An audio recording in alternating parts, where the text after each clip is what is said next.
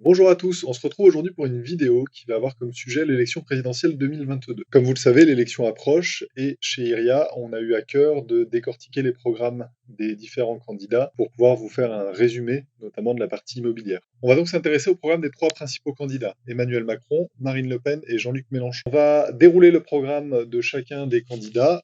Pour ça, j'ai pris des petites notes et on va le faire dans l'ordre tout simplement d'intention de vote. Donc on va commencer par Monsieur Macron. Le président actuel a de nombreuses mesures, mais beaucoup sont une continuité de ce qu'il avait annoncé en 2017.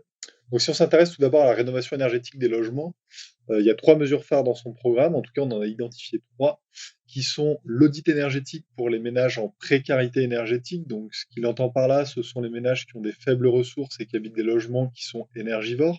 Donc la deuxième mesure qu'on a identifiée, c'est le maintien à domicile des personnes âgées par des travaux de rénovation énergétique. Le troisième point concernant l'énergie, donc c'est un engagement de la rénovation de ce qu'il appelle les logements passoires ou les passoires énergétiques. Il en a beaucoup parlé.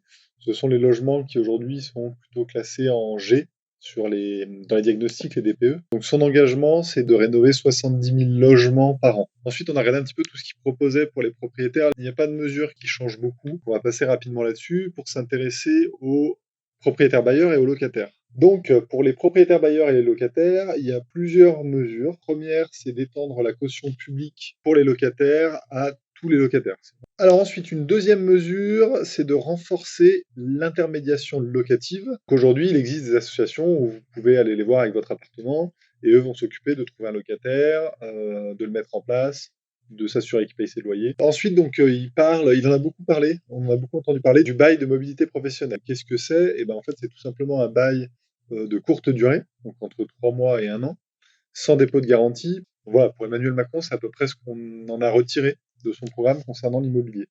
On va passer à Marine Le Pen pour le Rassemblement national. Il faut savoir que donc, dans son programme, on a eu du mal à trouver vraiment les mesures concernant l'immobilier. Concernant l'écologie, son programme parle beaucoup de ramener une consommation de proximité. Concernant le logement, la seule mesure qu'on a trouvée, c'est en fait, lancer un plan de réhabilitation de l'habitat ancien grâce à des aides efficaces. On n'a pas plus de détails.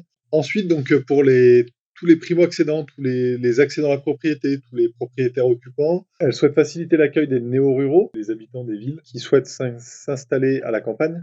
Donc, elle souhaite vendre des logements à bas prix en échange d'un engagement d'installation. Donc, ensuite, la deuxième mesure, Marine Le Pen souhaite faciliter la portabilité des prêts immobiliers, c'est-à-dire pouvoir changer de banque sans avoir à faire les opérations de rachat de crédit qu'on connaît aujourd'hui lorsqu'on souhaite changer de banque. Ensuite, il y a un point important de son programme, notamment pour les jeunes couples, c'est d'instaurer un prêt public à taux zéro, dont le capital serait automatiquement annulé dès le troisième enfant. Concernant plutôt les locataires et les bailleurs, il a parlé dans une ou deux interviews d'augmenter les APL pour les jeunes de moins de 27 ans, donc d'une augmentation de 25% pour faciliter leur accès à des logements. Et voilà, après, elle a dit dans d'autres interviews que donc le dispositif Pinel, elle ne souhaitait pas le toucher parce que ça permettait d'augmenter l'offre de logements locatifs disponibles sur le marché. Alors, on passe au troisième et dernier candidat de cette liste, qui est donc Jean-Luc Mélenchon, qui est le candidat de la France Insoumise. Concernant tout ce qui est énergétique et rénovation énergétique, alors, on a une mesure principale, dont je vais vous parler juste après. Il a parlé récemment, avec l'augmentation des prix de l'énergie, d'une loi d'urgence sociale, comprenant un blocage des prix des matières premières et de l'énergie, donc le gaz, l'électricité, le pétrole. Donc ça aura un impact direct sur les ménages, puisqu'aujourd'hui on sait que les ménages sont en difficulté avec les chauffages, avec les récentes augmentations. Mais bon, c'est pas directement lié à l'immobilier, donc je passe au suivant et à sa principale mesure de rénovation énergétique, c'est la mise en place d'un guichet unique pour tous les propriétaires qui souhaitent faire une rénovation énergétique dans leur logement. En fait, il faut savoir qu'aujourd'hui, c'est plutôt complexe de jongler entre les différentes aides auxquelles on a le droit pour faire une rénovation énergétique. Son idée, c'est de réorganiser pour avoir un seul guichet pour faire la rénovation énergétique des logements. Ensuite, on a regardé un petit peu sur les propriétaires occupants, quelles pouvaient être ces idées. La mesure phare, c'est d'imposer les hautes transactions immobilières. Voilà. Alors ensuite, tout ce qui concerne les propriétaires bailleurs et les locataires.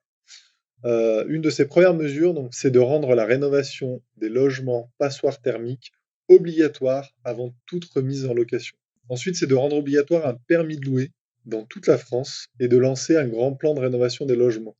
Donc ensuite, de la même manière que Monsieur Macron, il souhaite une garantie universelle des loyers, que l'État se porte caution pour tous les locataires. Alors ensuite, donc il souhaite encadrer les loyers partout sur le territoire, et il souhaite également abaisser le plafond de ce loyer dans les grandes villes. Donc ensuite, comme beaucoup de candidats, il veut lutter contre la spéculation sur les logements en limitant la location de courte durée. Donc ensuite, pour les locataires, il souhaite augmenter les APL, et notamment revenir sur la baisse de 5 € qui a eu lieu il y a quelques années, qui avait fait beaucoup débat.